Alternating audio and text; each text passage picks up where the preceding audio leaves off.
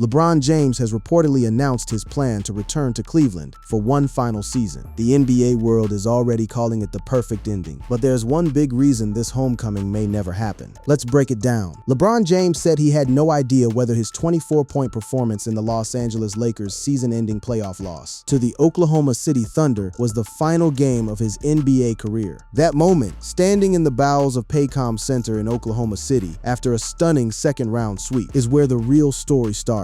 Not because it was the end, but because of what came next. The questions exploded, the rumors swelled, and one city, above every other option on the board, kept getting louder and louder. In the conversations happening behind closed doors across the NBA. Cleveland, home, the place where all of this began. ESPN reported there was rampant speculation around the league suggesting that James will return to the Cleveland Cavaliers for a third stint with his hometown team. That wasn't just internet noise. That was sourced, reported, league-wide chatter from people inside the machinery of professional basketball. And once ESPN puts that kind of language to paper, it doesn't go away. LeBron James said he intends to wait until later in the summer to make a decision as to whether he will be returning to the NBA after hitting free agency this offseason. But the waiting game itself has been telling. Every other time James faced a major career crossroads, Miami, back to Cleveland, Los Angeles, the silence before the announcement was filled with exactly this kind of structured leak. Trusted insiders pointed speculation, the machine warming up. James is a free agent after the Los Angeles Lakers were swept by the defending champions Oklahoma City Thunder. And there are growing rumors around the league that both Donovan Mitchell and James Harden would love to recruit LeBron back to Cleveland for one final title push. That last detail is the one that makes this feel different from a simple retirement tour. It's not just fans dreaming, it's current Cavaliers, the ones who'd actually be sharing a locker room, pushing for it to happen. Donovan Mitchell, the man currently carrying Cleveland's championship hopes, got asked point blank about it after the Cavaliers got swept out of the Eastern Conference Finals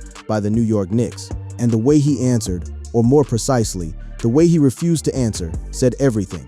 While Spider chuckled a bit after hearing the question, he didn't allow it to become a soundbite. "That is not for me. I'm not gonna answer that. It's a Kobe Altman and Mike Gansey question. 'Cause no matter what I say, it's going to be a thing," Mitchell replied. That's not a denial. That's a man who knows exactly what he wants and knows that saying it out loud turns it into a media circus he doesn't need right now. Kevin Garnett, one of the league's most respected voices, went further and named it directly. "If I'm Bron, I'd go back to Cleveland," he said. "I think him going back to Cleveland not only gives Bronny some open leverage and open opportunity for him, but for him to establish himself in a place where he can start to grow what he's doing. So I think what he's going to do is going to affect Bronny and everything after him." And then there was the number that stopped everyone cold.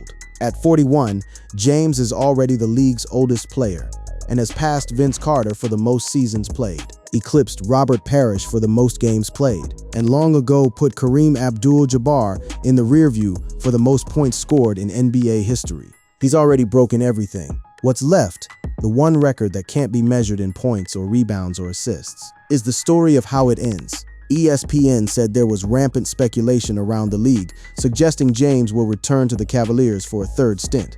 The Athletic recently went on Cleveland radio and declared that if James plays next season, it's gonna be here. Two of the most credible basketball outlets in the business. Same conclusion, different sourcing, same city. The rumors got so loud that Mitchell was asked about them by Sirius XM NBA radio. And while he wouldn't speculate too much, he did say it would be special to play with the legend, whose infamous 2010 decision announcement he attended as a child.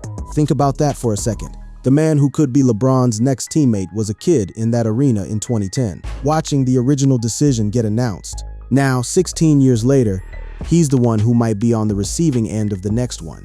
Basketball has a way of writing its own poetry.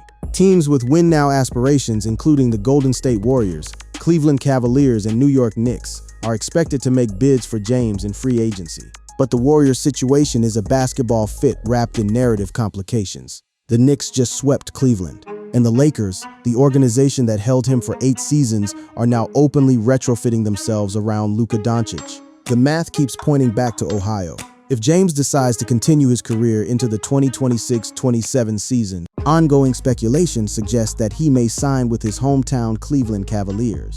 James spent 11 seasons as a member of the Cavaliers, winning a championship with the franchise in 2016.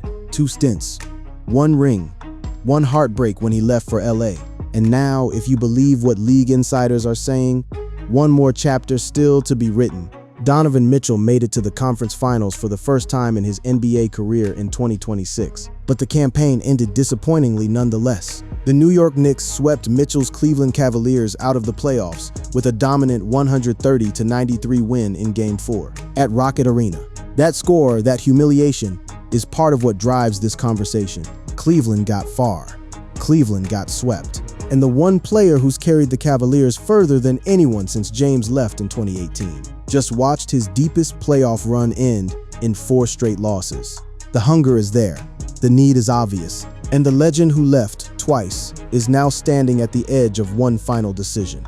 James told reporters, "I want to live. When I know, you guys will know. I have no idea. I just want to live, that's all." It's a deceptively simple thing to say, but underneath it is a man who's carried the weight of enormous public decisions his entire career. From the moment he was 18 years old, and the whole NBA draft was treated as a coronation. He's allowed to take his time. He's earned that much, but the clock is ticking on every team waiting for his answer, and none more urgently than the Cavaliers. The options James is mulling are retirement, or playing a record-extending 24th NBA season either after re-signing with the Lakers or signing with another team. 3 doors, and behind one of them is Northeast Ohio, his home, the city that shaped him, the franchise that gave him the #1 pick before he'd played a single professional minute, the city he broke when he left, and the city he healed when he came back. This is the story of how we got here, and it starts, like all of LeBron's great chapters, with the very beginning. James began receiving national attention in the early 2000s as an immensely talented high school player, and was dubbed the Chosen One because of his potential to fill the void left by NBA great Michael Jordan, who retired in 2003, the same year James was drafted with the #1 pick by the Cavaliers. That nickname wasn't hype, it was prophecy. And everything that's happened since, every championship, every decision, every departure, every return, has been the lived fulfillment of exactly that. As fate would have it, the Cleveland Cavaliers, James's hometown team, ended up winning the lottery and duly selected the Ohio native with the first overall pick. Home got him first. Home might get him last. That's the thread running through this whole story, a thread that started in Akron, Ohio, and has never really gone away no matter how far it stretched. So to understand what this return would mean, and why it's making the entire basketball world stop, you have to go back to the beginning, to the kid from Akron, to the promise, to the first time Cleveland held LeBron James, and what happened the day he left. There is a version of LeBron's story that could have played out anywhere. He could have been drafted by another struggling franchise, built in another city, shaped by another crowd, but fate and the lottery balls had different plans. The Cleveland Cavaliers, who had a 22.50% probability of obtaining the first selection, won the NBA draft lottery, and Cleveland chairman Gordon Gunn said afterward his team would select LeBron James, and they did. That single bounce of a lottery ball tied LeBron to Cleveland in a way no contract ever fully could. He was 18 years old. He hadn't played a single NBA minute, and the entire city, the entire state of Ohio, really decided immediately that he was the answer to decades of heartbreak. Cleveland sports ran on hope and disappointment in roughly equal measure, and suddenly, there was a reason to believe that the cycle was about to be broken. Not gradually, not eventually. Right now, in the form of a teenager from Akron who'd been playing on the cover of Sports Illustrated before he could legally vote. In his first career game, the 18-year-old phenom scored 25 points, grabbed 6 rebounds, and dished out 9 assists in a losing effort to the Sacramento Kings, but it was just a taste of things to come. Nobody walked out of that game disappointed. They walked out knowing the future had arrived. He won Rookie of the Year and quickly established himself as one of the league's premier players, leading Cleveland to its first NBA Finals appearance in 2007 and winning the scoring title in 2008. For a franchise that had never been to the finals before, that 2007 run was monumental. The Eastern Conference Finals against the Detroit Pistons, where James scored 25 of Cleveland's last 30 points, including 29 of their final 30 in a double overtime classic, felt like the universe announcing its intentions in neon letters. This man was special in a way the sport hadn't seen in a very long time. He was also the top scorer for the 2007-08 NBA season, and was named the NBA Most Valuable Player in 2009 and 2010. Back-to-back MVPs, the league's best player, playing for Cleveland, in a city that had never won a major professional sports championship in its entire lifetime. The combination of those facts, the greatness and the location, made LeBron's eventual departure feel like a wound that Cleveland might never close. Because here's the thing about being chosen as the savior of a suffering city, the pressure doesn't let up. It compounds. Every close series that doesn't end in a title is a small devastation.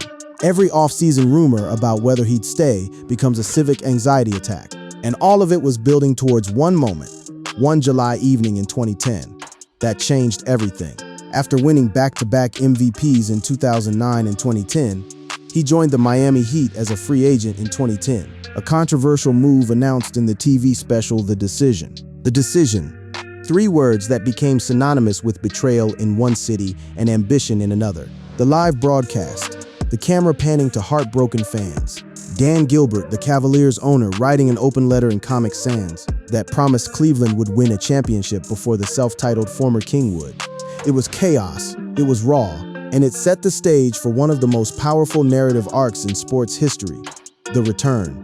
Cavaliers owner Dan Gilbert responded to James's departure with a somewhat unhinged open letter in Comic Sans typeface. I personally guarantee that the Cleveland Cavaliers will win an NBA championship before the self-titled former king wins one. Gilbert wrote he would be wrong. Years later, that letter reads less like a guarantee and more like a preview of everything Cleveland had coming to it, and not in the way Gilbert intended.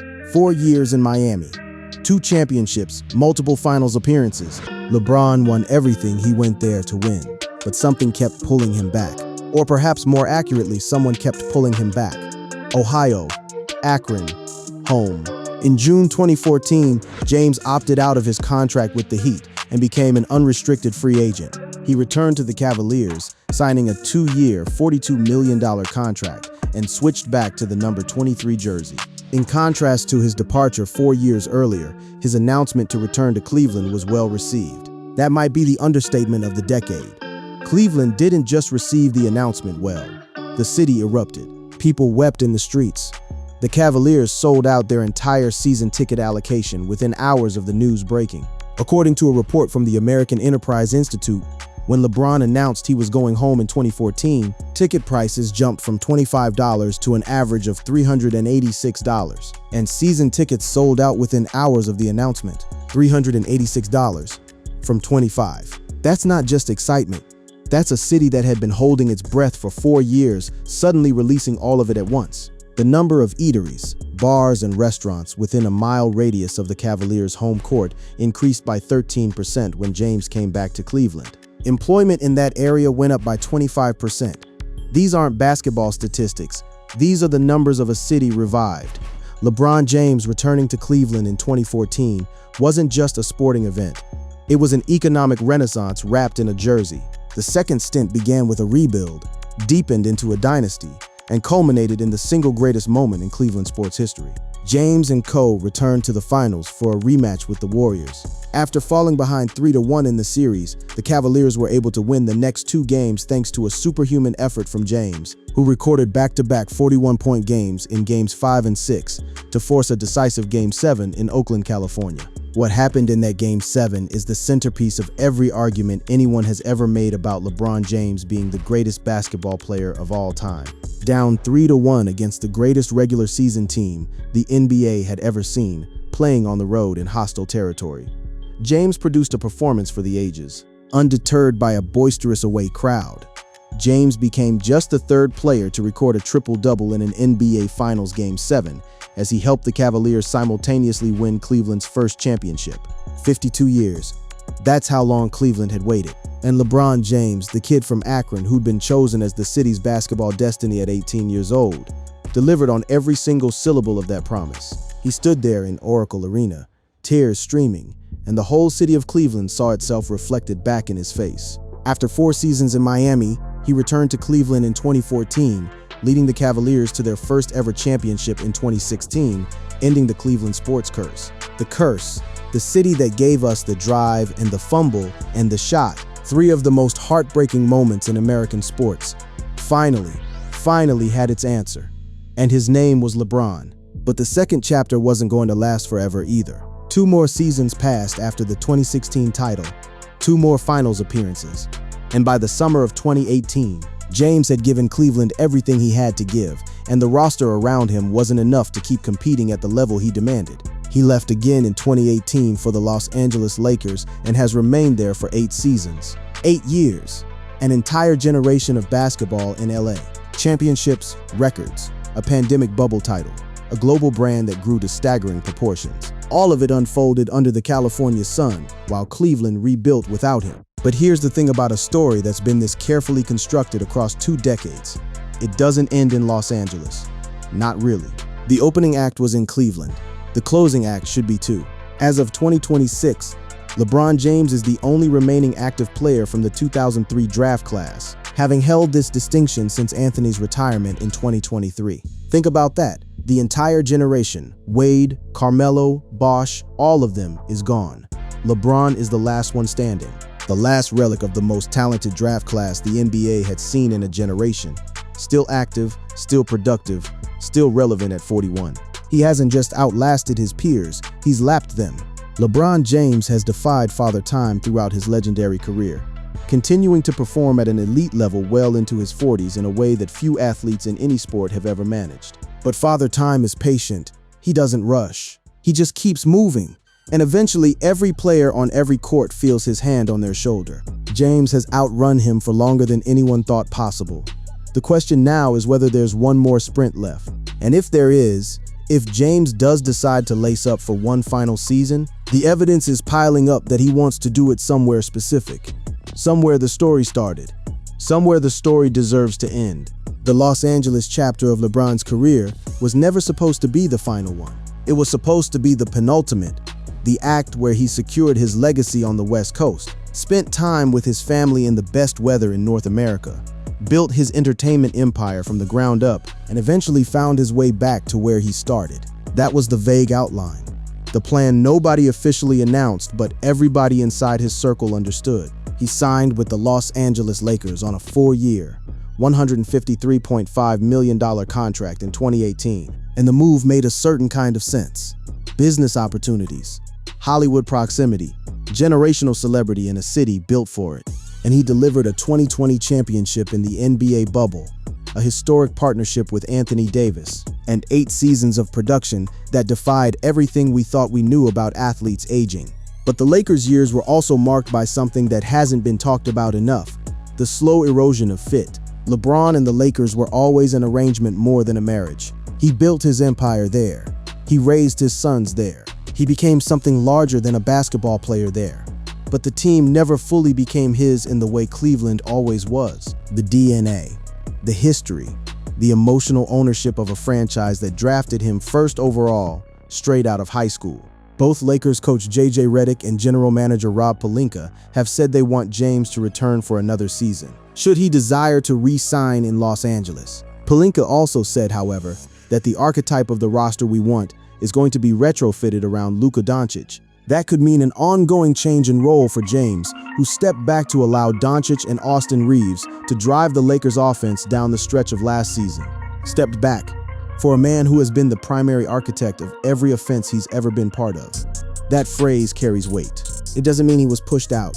James embraced the mentorship role with grace and did everything the organization asked of him. But there's a difference between a man in his prime and a man in his final act.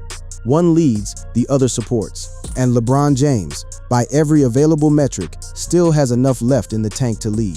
LeBron James could return for his 24th season in the NBA after averaging 20.9 points, 6.1 rebounds, and 7.2 assists during the 2025-26 regular season. Those are not the numbers of a man who should be stepping back from anything.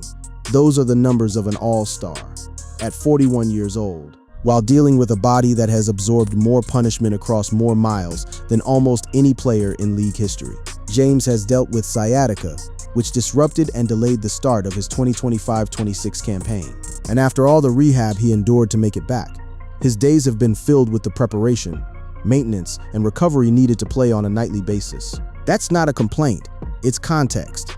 Every single game now requires work that wouldn't have crossed his mind at 28.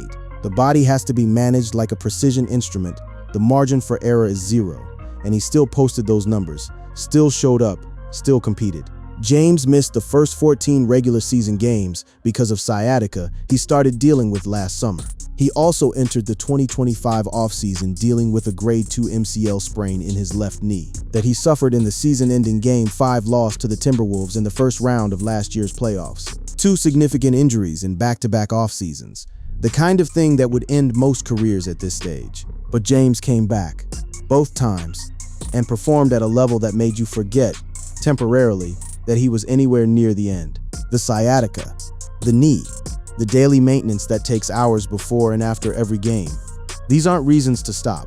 For LeBron James, they seem to be reasons to keep going, proof that the body can still answer the call when the mind demands it. But they're also the quiet whispers underneath all the bravado, reminding everyone involved that the window is closing, whether anyone wants to admit it or not. By opting into his contract, James did something he had never done during his 23-year career. Set himself up to be a free agent without a fallback option. It signaled the uncertainty over whether this would be his final NBA season or potentially just his final one in a Lakers uniform. That distinction matters enormously. A player who opts out of a deal with a backup plan lined up is a player who knows where he's going next. A player who opts in, accepting the current deal, burning his bridges with every other team's salary cap, is a player in genuine dialogue with the universe about what comes next. The announcement sparked immediate speculation about James's future and has remained a water-cooler conversation topic in NBA circles for months. Months of speculation, months of debate, months of every basketball journalist in the country placing their bet on which city ends up with the last chapter of the greatest story the NBA has told in this generation. And through all of it, one destination kept floating to the top. Prior to the 2025-26 season, James told reporters that he doesn't know when the end is. "I know it's a lot sooner than later," James said. Sooner than later. He said that himself. That's not deflection. That's a man squaring with reality while refusing to be rushed by it. He'll leave on his terms. He's always left on his terms. The only question is which terms those will be, and whether Cleveland can make them attractive enough. Meanwhile, on the other side of the equation, something interesting was happening in Northeast Ohio. The Cavaliers, the franchise that had spent years rebuilding after LeBron's 2018 departure, were quietly becoming one of the most compelling teams in the Eastern Conference. Mitchell dominated Game 7 against Detroit with 26 points, 8 assists, and 6 rebounds, while leading Cleveland to a blowout win, and their first conference finals appearance of the post-LeBron era. Their first conference finals appearance since LeBron left. The timing is not coincidental. It's the basketball universe setting up the conditions for a reunion. The Cavaliers got good enough to be worth coming back to, not just nostalgically good, not just sentimentally appealing, but legitimately, compellingly title contender good that changes the conversation entirely. In 70 games this season, Mitchell averaged 27.9 points per game on 48.3% shooting, his best season since his first year in Cleveland, and he earned another potential All-NBA nod. That's a number 1 option, performing at an elite level. Add Evan Mobley, Jarrett Allen, and the mid-season acquisition of James Harden, and the Cavaliers suddenly have the infrastructure to support a LeBron reunion without asking him to carry everything the way he did in his second stint. That's the pitch. That's what Cleveland is offering. Not a salvation mission, but a genuine championship window. Beyond the business impact and the added security for Bronny, a return to Cleveland would also be an intriguing basketball possibility. If James can continue defying Father Time, joining forces with Donovan Mitchell, Evan Mobley, and James Harden could give him another chance to compete for a championship. A genuine chance. Not a participation trophy farewell tour. An actual, legitimate contender-level shot at hoisting the Larry O'Brien trophy one final time. Kenny Atkinson just won Coach of the Year. The Cavaliers would be championship contenders. The infrastructure is there. The hunger is undeniable. The only missing piece, the one that would make Cleveland genuinely terrifying in the Eastern Conference, is the man who built everything they currently have on his back before he left. And back in Los Angeles, LeBron James was sitting with his family, thinking, taking his time, feeling the pull of every option. But the pull from Ohio, from the city that created him, the franchise that first believed in him, the crowd that burned his jersey in 2010 and then sobbed with joy when he came back in 2014. That pull doesn't work like a contract clause. It works like gravity. If this were purely a basketball decision, purely about fit, purely about where LeBron James could compete at the highest level, purely about the narrative arc of one of sports' great careers, it would have been done weeks ago. Cleveland makes basketball sense. The cast is compelling. The coaching staff is legitimate. The hunger is real. But nothing in LeBron's free agency is ever purely about basketball. And this one is more complicated than most. James is coming off a 2-year, $101.4 million contract with the Lakers. That included a $52.6 million salary for 2025-26. Over $52 million for one season. That number is the centerpiece of every conversation about whether Cleveland can actually make this happen, because the Cavaliers' financial situation is nothing like the Lakers' financial situation. And the gap between those two realities is where this deal either gets made or falls apart. How that would work financially would be an entirely different issue, as the Cavaliers do not have a ton of available cap space. And there have been recent reports that James would not be willing to take a massive pay cut in order to sign with Cleveland, or any other team for that matter. That's the core tension. The Cavaliers want him. He reportedly wants to go, but the mechanism, the actual financial structure that would allow it to happen, requires either LeBron accepting less than he could get elsewhere, or Cleveland performing roster surgery with a very specific set of surgical instruments under the new collective bargaining restrictions. The Cavaliers are already a second-apron team with very limited flexibility under the new CBA rules. Mitchell's looming extension, Harden's expected new contract, and Mobley's long-term future already place enormous pressure on the payroll. The second apron isn't just a salary threshold. Under the new CBA, it comes with restrictions that make roster building genuinely difficult. Teams above it can't aggregate contracts and trades the same way. They lose certain exceptions, and the penalties compound over time. Cleveland got themselves into this position by winning, which is a good problem to have, but it's still a problem when you're trying to add the most famous free agent in basketball. Two possibilities likely exist if Cleveland seriously wants LeBron. Either James would need to take a massive pay cut late in his career, or the Cavaliers would need to shed significant salary elsewhere on the roster to create room. Neither option is clean. A pay cut from a man who has earned hundreds of millions over his career, who still has the leverage of being genuinely desired by multiple franchises, is not a foregone conclusion. And shedding salary from a roster that already made the Eastern Conference Finals means potentially dismantling the very thing that makes the destination attractive in the first place. According to Brian Windhorst of ESPN, LeBron will not be returning to Cleveland as a free agent at a reduced salary. Windhorst, who has covered LeBron James for longer than almost any journalist alive and has deep sourcing inside the James camp, threw that into the conversation like a bucket of cold water in mid-May. Not that he won't go to Cleveland, that he won't go at a reduced salary. Those are two different things, but the distinction matters only if there's another mechanism available to get him there. This would likely necessitate some sort of sign and trade if James's desire was to return to the Cavaliers. And who knows what the Lakers would want back in such a deal. A sign and trade. The NBA's version of a three-party negotiation, where Cleveland would send assets to Los Angeles to facilitate James's arrival while keeping him at or near a fair market salary. It's doable. League history is full of complicated sign and trades that looked impossible until they weren't. But it requires the Lakers to be willing partners, and the Lakers are a franchise now built around Luka Doncic, who needs to manage their own financial situation. Unofficial talks may or may not have taken place, but both sides have been motivated to discuss Harden's player option. Harden opts out and re-signs for $81 million over 3 years, with a player option on the final season. That lowers his cap figure next season to $25 million, giving the Cavaliers about $15 million in second apron space. James gets the taxpayer mid-level. This is the kind of structural creativity that front offices work through in the quiet months before free agency opens. It's not elegant. It requires multiple parties to take something less than they might otherwise get, but it's a path. Then there's the Donovan Mitchell contract situation sitting right in the middle of everything else. Mitchell currently has a $50 million salary for the 2026-27 season, along with a $54 million player option for 2027-28. Cleveland reportedly wants to replace that option year with a brand new extension this summer. The Cavaliers could offer Mitchell a 4-year extension worth up to $272 million in July. But there is a catch. If Mitchell waits until 2027, He becomes eligible for a 5-year Supermax contract worth nearly $350 million once he reaches 10 years of NBA service time.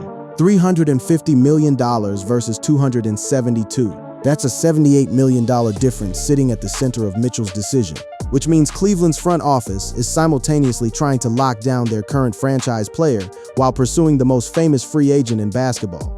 Both conversations are happening in the same building with the same budget at the same time. Mitchell is extension eligible this summer, and his comments in his post-game press conference indicate he isn't thinking about leaving. "I love it here," Mitchell said. "I don't know how else to say it. I've said it before I signed the other extension. I love it here, and I have no doubt this group can get there." That's unambiguous commitment from Cleveland's cornerstone. And it matters because if Mitchell re-signs, it confirms the foundation is stable enough for LeBron to build on. If he doesn't, the whole premise shifts. Now add the Bronny James dimension. Bronny will be entering the final guaranteed year of his contract with the Lakers. For 2 seasons, father and son played for the same franchise, the first time in NBA history that had ever happened. LeBron has spent the past 2 seasons playing alongside Bronny, his oldest son, and a backup guard for the Lakers. They even got significant playoff minutes together this season, allowing LeBron to live another dream. If James goes to Cleveland, that father-son partnership on the same roster ends, at least for now. That's a genuine emotional calculation, not just a contractual one. James said his free agency decision would be based in part on how his family felt about where he spent the next year. James's 12-year-old daughter, Zuri, is currently playing club volleyball in Southern California. His youngest child is rooted in LA. His oldest son is contracted to the Lakers. His second son is playing college ball in Arizona. Family geography doesn't vote, but it shapes every conversation at the dinner table. And LeBron James has always made his biggest decisions with those conversations at the center. James said his free agency decision would be based in part on how his family felt about where he spent the next year. He said it multiple times in multiple interviews with consistent language. This isn't just PR. This is a man who means it. A man who, at 41, after everything he's accomplished, has earned the right to make the end of his career about something more than basketball. But sometimes the most honest thing a person can do is acknowledge that the basketball story isn't finished. That there's one more chapter that needs to be written. And it needs to be written in the right city. The financial maze is real.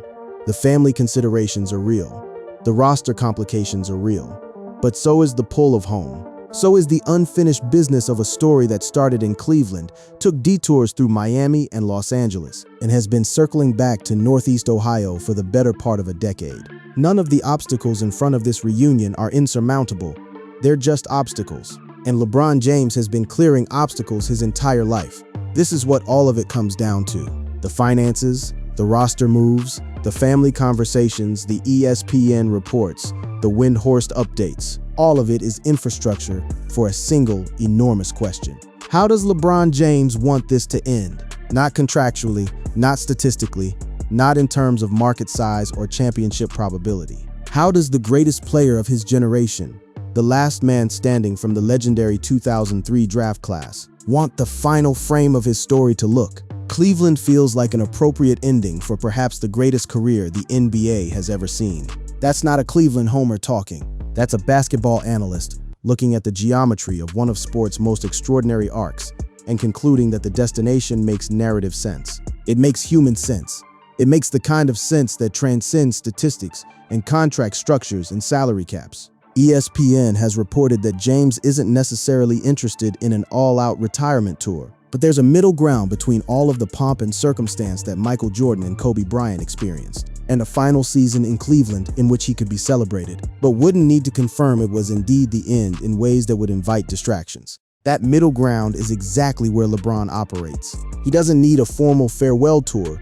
He doesn't need the confetti cannons and the custom sneaker reveals in every arena. He just needs to play one last time in the right place. With LeBron potentially entering his final or second to last NBA season, a massive farewell tour could be on the horizon, possibly even bigger than Kobe Bryant's. That alone would provide a significant boost to Cleveland's economy.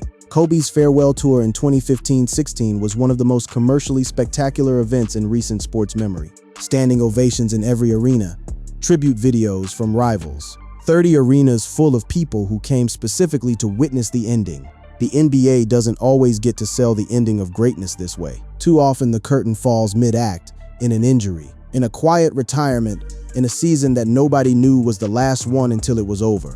LeBron returning to Cleveland for a final season would be different. It would be the sport's greatest player returning to the place that gave him his #1 pick, his first identity, his first heartbreak, and his greatest triumph. And doing it with the whole basketball world watching, knowing, marking the dates on their calendars. Every road game becomes a pilgrimage. Every home game becomes a celebration. Every box score gets context that statistics can't contain. Over the following decades, James fulfilled those lofty expectations, becoming, like Jordan, the most dominant player of his era and a world-famous representative of his sport. He was the chosen one at 17. He was the greatest player in the world at 25. He was a champion at 27. He was a hero at 31. He was a record breaker at 39. And now at 41, standing in the longest shadow any basketball player has ever cast. He's deciding how to walk out of it. The choice of exit is the last act of authorship available to him. The basketball fit makes obvious sense. LeBron returning home one last time, alongside Mitchell, Harden, and Evan Mobley, would instantly turn Cleveland into one of the biggest stories in sports. Not just basketball, sports broadly. The cultural weight of a hometown hero returning to the city he saved once before, at the end of his career, for one final run. That's a story that transcends ESPN. That's a story that lands on the front page of newspapers that don't normally cover basketball, that gets discussed in diners in Akron and on late-night television, and in the kind of water-cooler conversations that almost nothing produces anymore.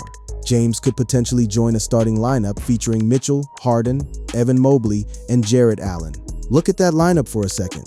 A 41-year-old living legend orchestrating offense next to Donovan Mitchell, one of the Eastern Conference's premier scorers. James Harden, a former MVP, a playoff warrior, a man who knows exactly how to play within a system without needing the ball in his hands every possession. Evan Mobley, one of the most versatile young big men in basketball.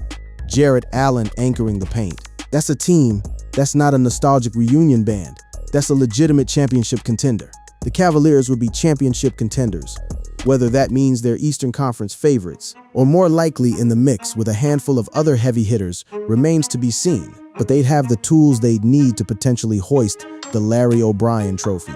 His fourth ring with the Cavaliers would be the most poetic achievement in basketball history. The city that waited 52 years for its first one.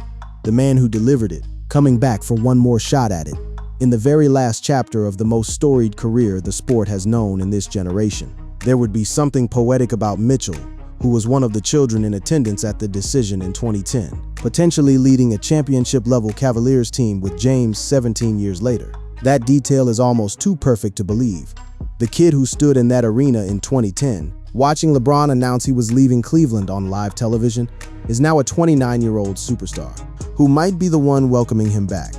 The wheel of basketball history doesn't just turn. Sometimes it turns in circles so precise they look designed.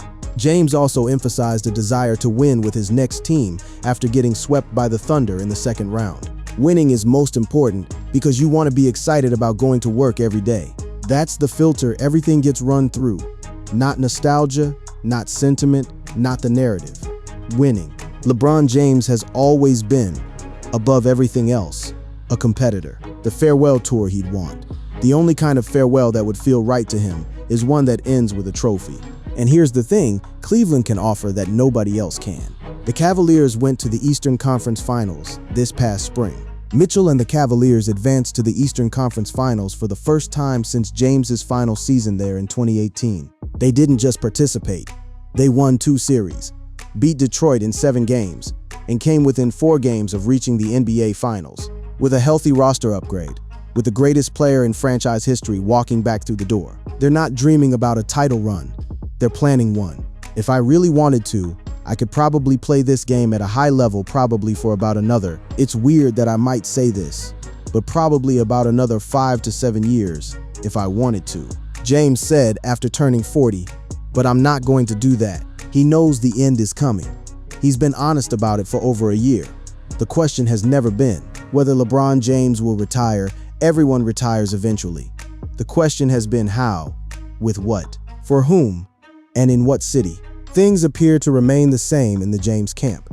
When he steps away, he's expected to do so on his own terms. We'll just have to wait to see when that is. His terms. That phrase has defined every major decision of his career. In 2010, he left Cleveland on his terms, an athlete asserting his right to choose his destiny, however much it hurt the city he loved. In 2014, he returned on his terms. A man who'd won what he needed to win and wanted to come home. In 2018, he left again on his terms, an entertainer, a businessman, a father who wanted to be near his children's lives in a way that Ohio geography couldn't support. And now, in 2026, at the end of everything on the terms of a man who's already earned the right to be the author of his own final page. The indicators are pointing home, not because he has to go back, because he might want to. He returned in 2014 and delivered the city its first NBA championship in decades with the unforgettable 2016 title run. That's what Cleveland will always have, regardless of what happens this summer. The 2016 championship lives forever. The block on Iguodala's layup. The chase down that nobody saw coming. The triple-double in Game 7. These moments are tattooed into the memory of everyone who watched them, and they belong to Cleveland in a way that no other city can claim. But sport is greedy with its heroes. Fans don't want to remember the greatest moments. They want to be there for new ones. They want to sit in Rocket Arena on a Tuesday night in January and watch LeBron James, at 42, set the tone for a team that's playing its best basketball of the season, and feel the electricity of knowing they're in the room for the end of something historic. That's what Cleveland is hoping for. That's what the entire basketball world is waiting to find out. With NBA free agency getting underway on July 1, the Lakers, the Cavs, and any other interested parties will want to know what James wants to do sooner rather than later. The clock is moving. The conversations are happening. The infrastructure is being assessed. The financial models are being run. The roster moves are being quietly explored. And somewhere in all of it, LeBron James is sitting with his family, thinking about his daughter's volleyball games, and his son's contract, and the sound of a Cleveland crowd, and the weight of a city that has never fully stopped hoping he'd come back one more time. During the latest episode of his Mind the Game podcast, James reiterated that he needs time to think about what he'll do entering an offseason where he'll be an unrestricted free agent. LeBron James plans on making his retirement decision after an upcoming family vacation. Family vacation first, basketball second. That sequencing tells you something. It tells you this decision is being made the right way, with the right people in the room, without the urgency of the basketball calendar forcing a premature conclusion. James said, "If it's continuing to play the game that I love, which I know I can still give so much to the game and play at a high level, or if it's not, but I have not gotten to that point yet. When I get there, it'd be fun to kind of see what the future could hold. Either if it's, like I said, in another NBA arena for another year or not another NBA arena for another year." The phrasing doesn't guarantee anything, but it doesn't close any doors either. And when LeBron James leaves a door open, the basketball world stands in front of it. The story isn't finished. The decision, the second one, the real one, the one that determines how the greatest career in modern basketball history ends, is still being made. But every piece of intelligence, every source, every insider, every league exec who's been paying attention is pointing at the same city. The city with his number retired on its rafters. The city that gave him his first NBA identity. The city that burned his jersey and begged for his return in the same breath. The city of Cleveland. And if the king does come home one final time, if that announcement comes, it won't just be a basketball story. It'll be the completion of something that began the moment a lottery ball fell in Cleveland's favor in May 2003. It'll be the story coming full circle. And full circles in